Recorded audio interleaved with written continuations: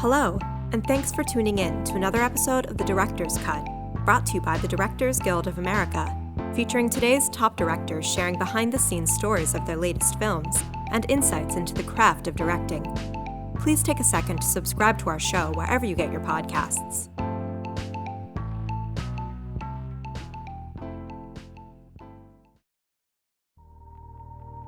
This episode takes us behind the scenes of director Olivia Wilde's new comedy, Booksmart. The film follows Molly and Amy, two overachieving high school seniors who try to make up for their all-work and no-play attitude by cramming 4 years' worth of partying into the night before graduation. Booksmart is Ms. Wilde's feature film directorial debut.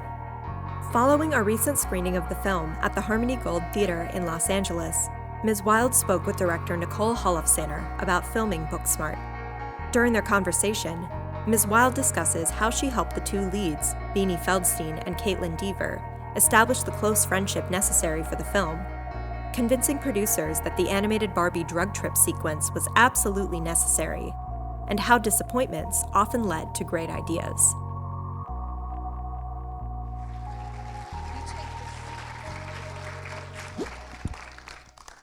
Hi. Hello. Oh. Thank you. That was a good movie, wasn't it? I'm supposed to ask you questions, and I left my questions in my purse, which somebody else has. So I'm going to have to wing it. You just wing it. We could also make these face each other a little more. Well, you should face the audience. We'll do both. Right? This is very cool for me. I just want to thank you guys for coming. I usually come to these Q&As to see other directors, and this movie made me a member of the DGA, and I'm incredibly proud. And I cried when I got my card. Thank you.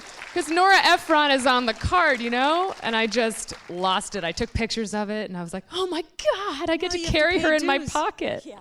And I have to pay dues. There are dues? Yes. Just kidding. So Olivia's very happy and really excited about her movie, and I think you had a great time making it. The best. Do you want to talk about how great it was? It was so great. You know, it's amazing when you talk about wanting to direct your first feature. You know, everyone is like, whoa, okay, it's going to be really hard and it's going to break your heart. And in some ways, of course, I understand that.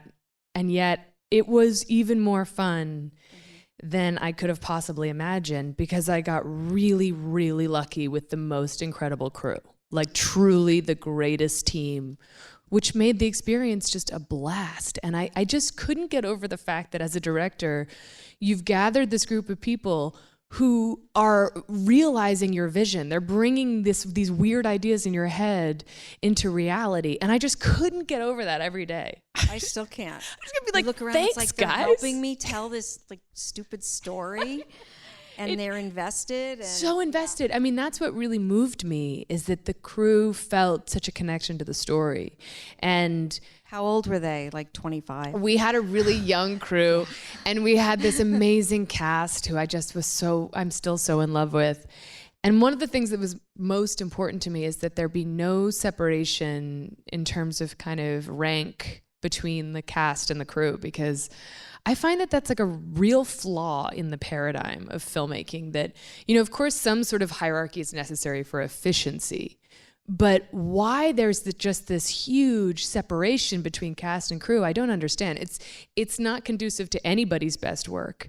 And as an actor, I know I always felt that weirdness of being called, first of all, the talent, which is like the worst thing. I don't know who came up with that, but it's a terrible thing. So then the talent brought in and kept separate from the crew, and then actors are expected to be totally vulnerable in front of these people, who they've been told to be separate from, and the crew has been told not to look at them. And that whole system, I thought, we're definitely not participating in that. And I know in your movies it must be the same. I mean, there's no way you run a set that's totally... Oh, I'm a militant dictator. No, not at all. No. But still, like, if I'm sitting on, if a PA is sitting in a corner or something and I want to sit on that bench, I'll sit down and they'll pop up and leave. Right. And it's like, you don't have to do that.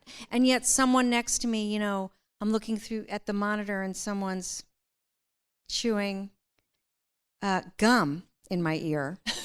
or on their phone Yeah. right next to me, I want to kill them. Exactly. Yeah. My thing was like, with all due respect to my producers who facilitated the experience, of course, I was like, I don't want any village. I don't want video village.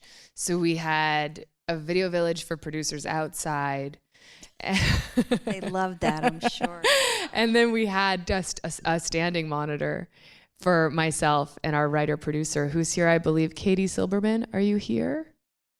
She's there. She wrote and produced the film, everyone. Very proud. So Katie and I would be at the monitor, and our DP, Jason McCormick, who's extraordinary, would be there with us, and of course the crew. But like there was no place to sit and stop the energy of the whole thing. But I just found that it was all about setting the tone from jump. Like from the first moment, I just wanted to establish an energy and a kind of as much of a democratic set as I could possibly create. But did you still feel like the boss? Did people sometimes cross a line and think you're their buddy, or? Actually, no. No one felt like they crossed that line with me. I felt very much like I wanted to make everyone feel really comfortable coming to me with any question of any kind at any moment, because that's the part that I loved. I loved finally, because I've spent 17 years on set.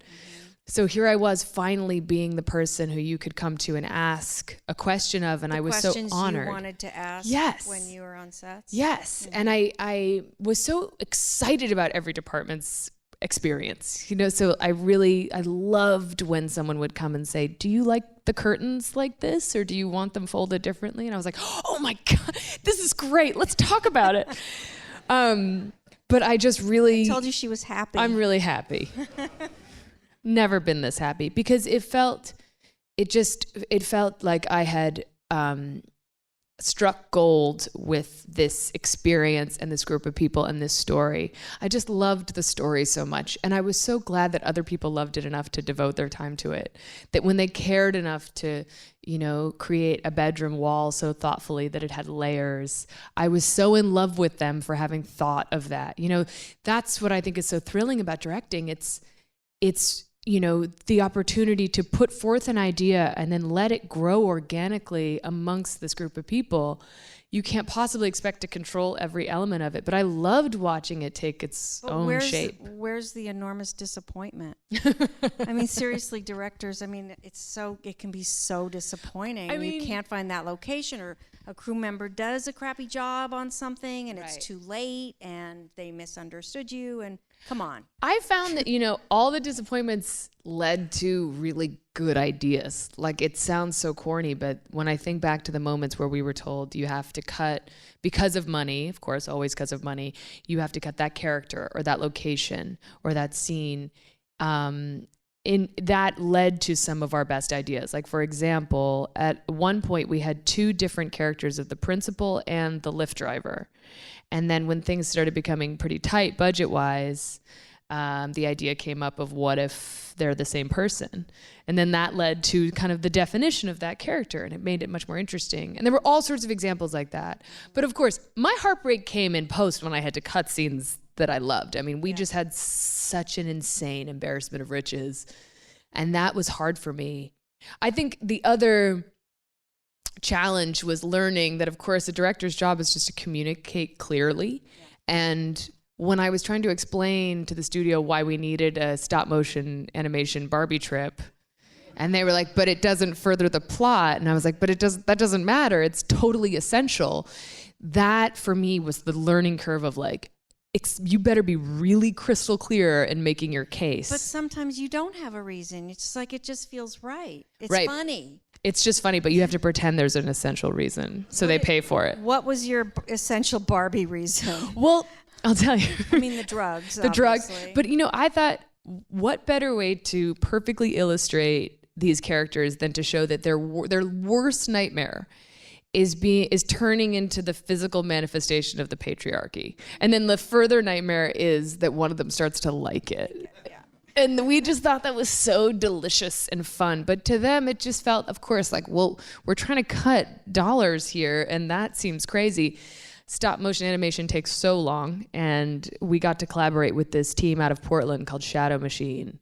And I love stop motion animation, but I'd never directed stop motion animation before. And so I got to learn about that process. And of course, it takes a long time. You don't get dailies, you get weeklies, because they shoot so many, just like a few seconds a day. I'd be like, how'd today go? What'd you guys shoot? This. And they're like, an arm moved. It was beautiful. Yeah, that's great. So your two leads, had they worked together before or known each other? They had never met. And when I came on board the project, Caitlin Deaver was attached, which made me want to come on board even more, because I thought, okay, they have really good taste. That's a good idea. It's a really good idea. And then I thought the perfect Molly to her Amy is Beanie Feldstein. But this was before Lady Bird had come out. And I had seen her in Neighbors 2, and I had read something she had written. She's a wonderful writer. And I just thought, she's got this innate intelligence and empathy and a killer sense of humor. I knew she was right. And she's on my original pitch deck, as is Billy Lord, which I think it's really funny that you probably rarely get the actors on your pitch deck, right? And I was super lucky that somehow that happened. But it was amazing to watch them meet for the first time, because I suddenly realized I had convinced a studio to cast the leads as these two relative unknowns, and I had never seen them together. And I was like, oh God, what if they like each other? What if they just hate each other? And they met, and I held my breath, and they hugged for what felt like 45 minutes. They just held each other, and then they sat down at the table and held hands.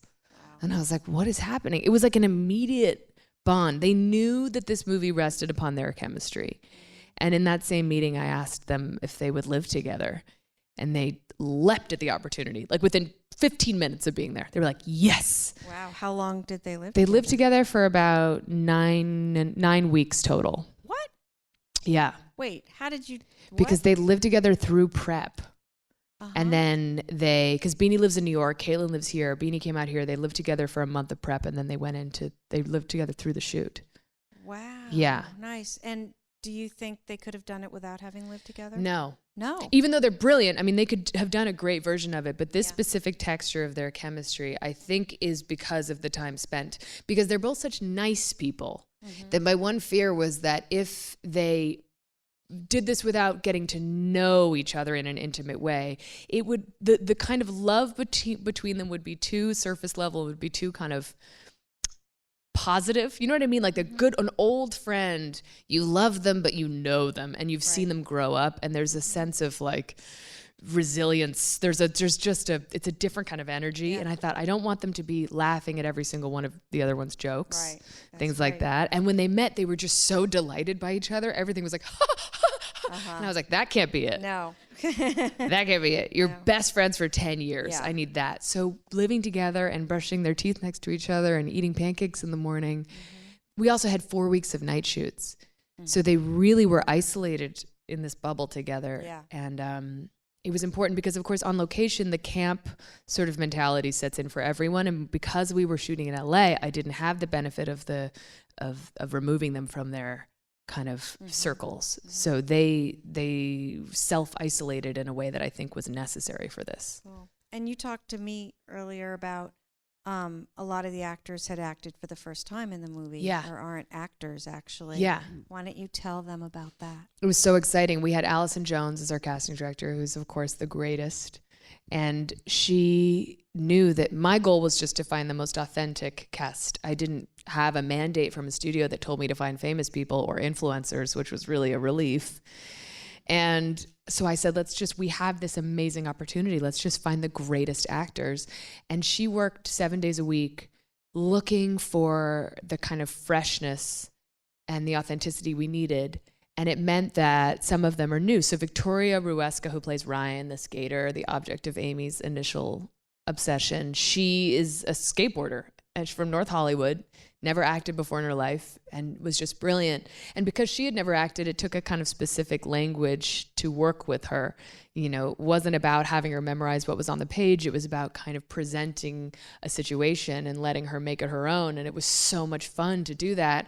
But of course, that would be in a scene with Caitlin, who is has been an actor since she was 9 years old and has a very different process. So it was that fun kind of dance of speaking in one language to one actor and then speaking in a different language to another. And it was an interesting process. Caitlin has an innate tendency to help within a scene because she's so giving. She's such a sweetheart. She kind of wants to take care of you in a scene. But I said, you can't do that in this. I know you're trying to take care of her because she's new, but your character cannot be doing that. So she was working on holding that back. And Victoria was it was about making her more relaxed. Of course, it's always just about making them more relaxed. That's the thing. Like, I keep thinking about how a movie set is basically a construction site. That's what it feels like. And if you can create a set that's a little bit more cohesive, that allows for that relaxation, regardless of the level of experience, people will do better work. Like, we had a no sides on set policy. No sides on set. Oh. Everyone had to be off book. Really? Yeah. Tough.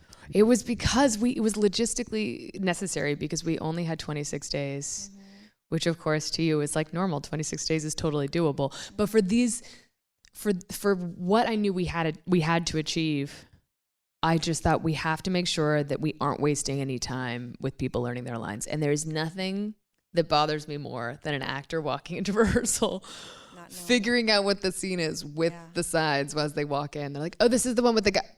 Oh, yeah. I remember this. And it's like, cool, because we're about to put it on film. It's going to last forever. Yeah.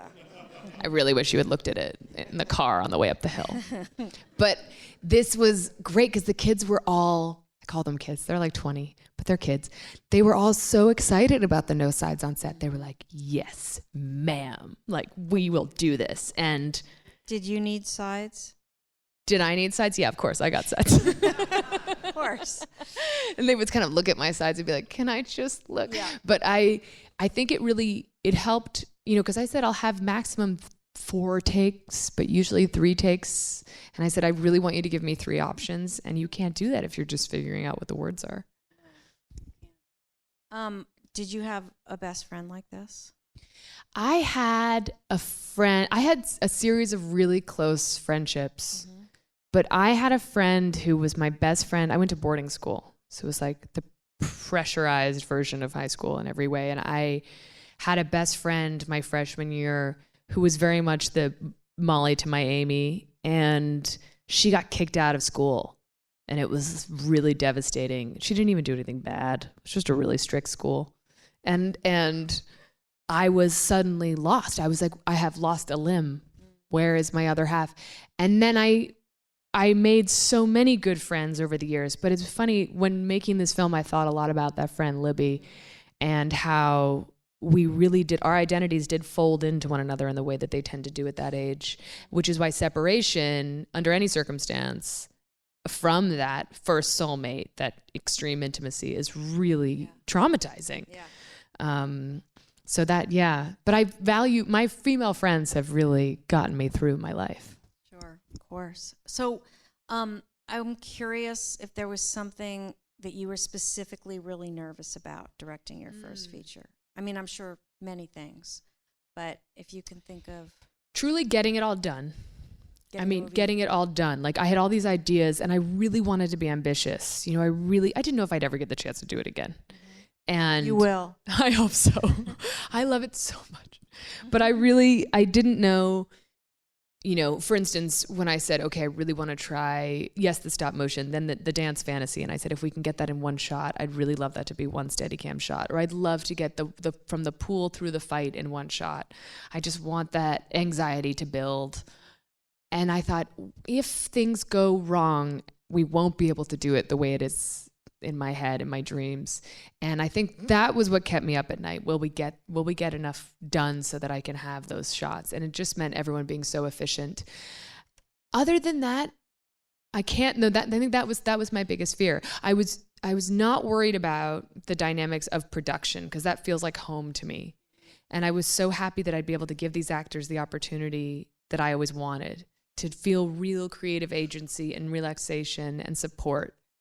And then, from that point, it was really post-production that had the biggest learning curve for me, probably because that's the part of the process that actors aren't familiar with. It's so funny how small a section of filmmaking actors really participate in. It's like, to them, they're like, that's the whole movie. It's like, no, that's like 30% of the process. But I loved, everything. I mean, I sat through 8 hours of Loop Group because I was like, this is amazing. Oh, that's not going to happen again. The guys doing it were like, this is never, what are you doing here? And I was like, it's okay, just don't mind me. I'm just so happy. Also, Loop Group needs to be turned into like a Christopher Guest movie immediately because that's the greatest thing I've ever seen. Yeah, I know, it's fascinating. Is this a good time to open it up to questions? Sure. Did everyone hear that? Well, you can repeat it as you answer it. Okay, maybe. Great. That's a great idea. The question was, how was it working with Dirty Sanchez? Gary Sanchez, but Gary I love Sanchez, you. Sorry. I mean, they're asking for it with that name. They're asking for it. What did they think was going to happen? I never heard that expression before either. Sure. How it was working. So Will Ferrell and Adam McKay started a company, a sort of sister offshoot of their company called Gloria Sanchez, but more than 5 years ago.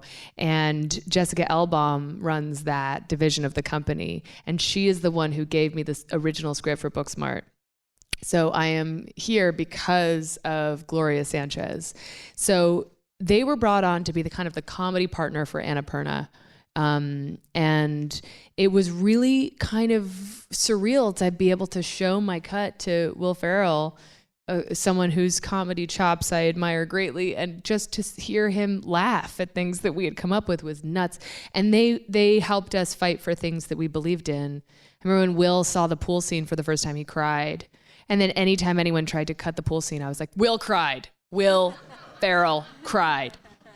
But that was, I would just really admire them for what exactly, as you pointed out, what they're doing for women in the industry and pushing the envelope. The company, Gary Sanchez is now dissolving, but Jessica Elbaum running Gloria Sanchez, she's still out there producing several things, and she's a powerhouse and is always looking for new female filmmaking voices in every way. So that was an amazing thing. And then your other part, your comment about making a comedy about women, where the point wasn't to poke fun at the lead character. It wasn't about her being or them being such disasters that we find it funny. They're not like so messy that we can laugh at them.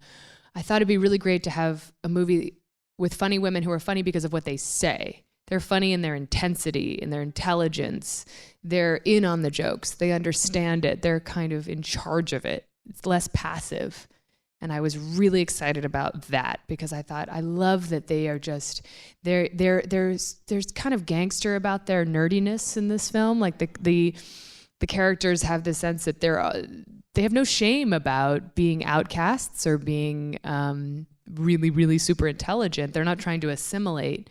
We've seen far too many movies about women and high school movies in general where the point is assimilation for acceptance. And so the point for us was to get away from that and to offer up a different version of the hilarious female heroine. 2 of them, in fact, actually several of them, which was really fun. Cool. Anybody? Yes, we got a stamp of approval from Reframe, which is something that Women in Film very wisely put together. It's a stamp given to films that go out of their way to create a more representative set. So we had over 8 female department heads, including, and then in addition to 2 female leads and female director, writer, producers, editor, production designer, sound engineer, so many more. And it was really an honor to get that. If you notice in the credits, it's the only thing in color, which we were excited about. But I often think about the Bechdel test and think about how crazy that, I'll just restate it, I know everybody knows, but just that the only criteria is that 2 female characters who are named speak to one another about something other than a man. And the fact that it's still like a true, like a real achievement to pass the Bechdel test is really sad. You're a hero. It's like we have to raise our standards. And I thought the Reframe was a good way to do that. I like those new standards. Like you should just try a little harder in every way. Yeah. Yes. So the question was just about how actors are often kept isolated and away from set, away from the brain trust, and kept sequestered in trailers, and how that informed the way I approach this. It was one of the reasons I knew that I couldn't just act forever, because I've never been good at that part of the process, the isolation, the sort of stop and start of the creative energy. I thought, this is not fun. It's not fun to come on and kind of activate your skills, your brain, your interest for 30 minutes and then be put away again like the circus animals being led back into the cage. It was like, but I want to stay around. So I, from a very young age, would hang out at Video Village and ask questions. And I knew a little bit about the behind the scenes process because my first job had been as a casting assistant for Mally Finn. If anybody remembers Mally, she was one of the greats, and she trained me well. But I knew that the more interesting conversations were happening at the monitor when the actors were sent away. So I started hanging out, asking questions, and just seeing honestly how problems were solved, because it was just a constant sort of like flood of problems all day, and how were those being just handled.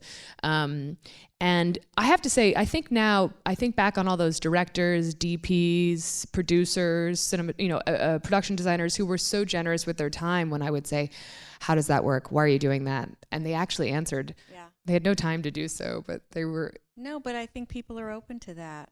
I mean, when I'm working, I'm very happy if somebody's curious and interested. That's great, if I have time. If there's time, of which there's never any. But when I met you, you were about to make a short film. That's right. 1,000 years ago, maybe. Mm-hmm. I cold called her, and she met me for lunch, and she was like, I'm not casting a movie right now, right?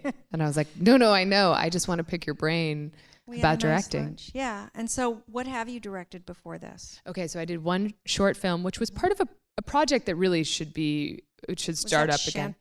It was called Glamour Real Moments. It was the Glamour magazine sponsored shorts for female filmmakers with a pretty hefty budget for shorts, and it was great. I benefited from that and got to learn a little bit at that point. That's when I realized I was more happy directing. I was happier directing than I ever had been.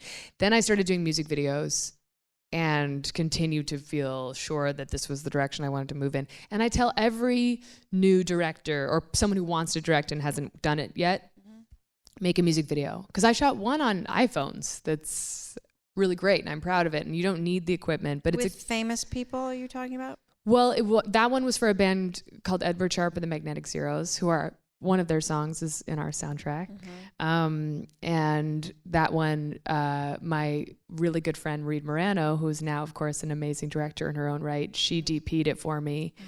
And the challenge from Apple was, can this be shot on iPhones? And we were like, yeah, with some really nice lenses. Yeah, exactly. So we did that. And then I did a Red Hot Chili Peppers video with some young women in it that are the reason I wanted to make Booksmart. Is I was in the edit for that video, lingering on these shots of the young girls interacting with one another. And I was like, that's the story I want to tell. This world between young women. There's so much. So it all led to this. All the experiences, all the good and the bad. That's good. Any more? Jason is one of the best improvisers in the world.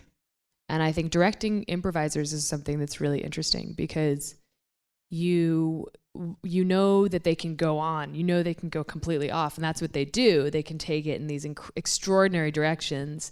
But I loved that, we were able to give Jason a little bit of information, and he went off with it while keeping it in the world of the story, while continuing to tell our story. And I love that our young actors could be in those scenes just watching him and thinking like, that's a superpower. But it's an example of the amount of different styles we had. We had Beanie Feldstein had just come off a year on Broadway doing Hello, Dolly. Wow. So she was in one mental space. You probably said less. Yeah, she was like, she just knows how to use her body too. Everything was like, she's so physically aware of how to communicate with her body, and she's all these idiosyncrasies that are just like incredibly just interesting and specific. And then, Skylar Gisondo, who plays Jared, who I think just did an extraordinary job. He's someone who prepares very specifically and then brings that choice to set. And he's really, really good. And Noah Galvin, who plays George, he's also a theater actor and just extraordinary off the cuff as well, a great improviser. But it was amazing how many different styles we had on one set. And then, of course, the challenge of like, keep this in tone. I guess when you ask like what kept me up at night, sort of what was I worried about? It was like, can you manage a tone? Can you control a tone? And I think what I learned, and correct me if I'm wrong, is that you make sure you're clear about the vision so everyone has a chance to understand the tone you're going for, but then allow people to deviate from this path, and then in the edit, pack it all back into that tone. Exactly, yeah. With some surprises that you could never have planned for. It's pretty hard to explain tone to an actor. I mean, I've had an actor, be really melodramatic in a scene, and that's not the movie, right? And trying to get them to understand this is not that movie, is hard. Yeah, and I guess that's why people use comps. I mean, I guess that's the best thing, like references that allow for some sort of understanding. For this one, I think they probably thought I was insane because my references were everything from Training Day to The Big Lebowski. And people were like, what is she talking about? But it all made perfect sense to me. Yeah, cool. You want more question? So I really, my major goal was to create a visceral connection between the audience and the girls, to bring people who weren't teenage girls into that mindset. And I thought, what I see in a lot of films that doesn't work for me, a lot of films about young people, is this kind of a distance, this sort of patronizing energy of like, oh, how quaint, how funny that they care so much about their lives, those little lives. And I thought, let's reconnect to how high those stakes are when you are in that mindset. And so it was such a priority in terms of designing the shots with Jason McCormick, the DP. I said, we have to create a language that connects us to them in hectic moments, in calm moments, and in the devastating moments.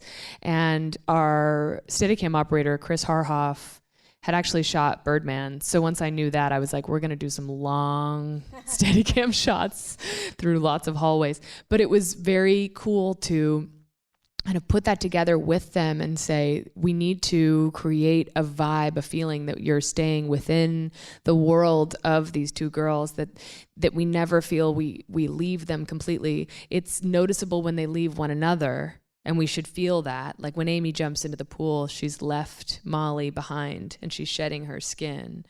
And then when she needs to find her again, an environment that moments ago was so promising is now so sinister. So it was about working with everyone at that point to create that shift. In production, it was about creating that language with the cinematographer, the operator, of course, everybody involved. But in post, we had a few revelations. I remember watching the fight in the edit and saying, what if the big fight between the girls at the party, and saying, at this point, I don't need to hear the words they're saying. Could we get away with dropping out the dialogue? And I was so thrilled. We tried it and I loved it. I loved the swell of the score at that point. And I loved that it meant we in the audience have to project our own pain onto that conversation. And it just shows that it doesn't matter at that point what they're fighting about. It doesn't matter. And I noticed that I really liked that the people in the background were out of focus. Yeah. And we could see that they were all looking yeah. at them. And they're filming them. Yeah, exactly. But they were in such a bubble that they didn't care. Yeah, and the moment's over when Amy walks away, you kind of feel the sound sucked back in, and that cold feeling of everyone suddenly being in their bubble again. But that was the joy of the sound mix, which I find to be such an opportunity, such a great, and that was, of course, a new experience for me. I was like, oh, this is great. To rewrite the whole movie again with sound. What a dream. Great. Yeah. Your person in the front. Yes, hi. Yeah. So in terms of asking them to be totally prepared but allowing for improvisation, I just wanted them to know the rules so they could break them. I just needed everyone to understand this very tight foundation of a script and then have a chance to play from there. What I didn't want them to do is to arrive without knowing what the scenes were about. So that's where that came from. It was a balance of, I don't need you to stick to every word. I will never be maniacal about each punctuation, but I want you to know what this is about. Then you can play. And then what was the second part of your question? Rehearsal and storyboarding. So I had Scott Robertson was my AD, who is incredible. And he knew that the performances were my real priority and I really wanted to rehearse as much as possible. And I fitted into the schedule as many times as possible. I just, actors reps will always say like, they have one day available to rehearse. And I was like, no, give me their phone numbers. So we pulled them in for many rehearsals. And then I set them up on play dates. Like I needed the friendships to all feel real. So for the guys in the movie, I'd say, okay, I want you to go to a movie and an arcade and then go hang out at somebody's house. And I want you to send me videos so I know you did it. And they sent me the funniest videos. They're just having the greatest time. And they count that as being formative for their work. And then the girls, I had them living together. And then I had them kind of working in different groups. And it was an exciting thing to be able to rehearse on location. I've never done that as an actor. Oh, really? And Scott, the AD, said, I think we can pull this off if you want to bring them on the last scout. So it was really fun because particularly for the girls in their bedrooms, I wanted that to feel like they'd been there before. I don't think we got to go to the school and rehearsal because school politics for shooting is just always so tricky when you can get in there. But that was for rehearsal. And then storyboarding, I only storyboarded the car chase at the end and the graduation. And I have to say, I got there and kind of hated all the storyboards immediately. And I was like, let's just throw them all away right now, because I liked being able to be responsive to what we saw and the light and what the actors were doing. They were always doing something more interesting than I could have predicted. So while I totally respect the art of storyboarding and could see myself trying it for a very different vibe of movie, for this one, it felt like it got in my way. Of course, we needed it very specifically for the animation sequence, but other than that, I didn't find it that useful. Cool. Okay, we have to be done now. Oh. Thank you so much. I appreciate it. Thank you so much, Nicole. Thanks for listening to another DGA Q&A. If you'd like to hear more, you can find past episodes of The Director's Cut wherever you listen to podcasts. Be sure to subscribe, and please take a moment to rate and review us. We'd love to hear your feedback, and you can help fellow cinephiles find the show. Thanks again for listening, and we'll see you next time. This podcast is produced by the Directors Guild of America. Music is by Dan Wally.